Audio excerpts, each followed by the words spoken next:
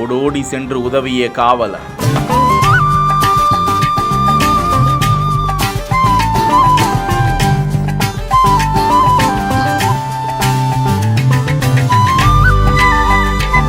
நாடு முழுவதும் இன்று நீட் மறுதேர்வு நடந்திருக்கும் நிலையில் நீட் நுழைவுச் சீட்டு, அசல் புகைப்பட அடையாள அட்டை, பாஸ்போர்ட் அளவு புகைப்படம் மற்றும் வெளிப்படையான பால் பாயிண்ட் பேனா உள்ளிட்டவை கட்டாயமாக எடுத்துச் செல்ல வேண்டும். மதுரை யாதவ மகளிர் பள்ளி நீட் தேர்வு மையத்தில் மாணவி ஒருவர் தேர்வறைக்கு சென்றுவிட்ட நிலையில் அடையாள அட்டையை மறந்து பெற்றோரிடமே கொடுத்துவிட்டு வந்ததாக சொல்லப்படுகிறது.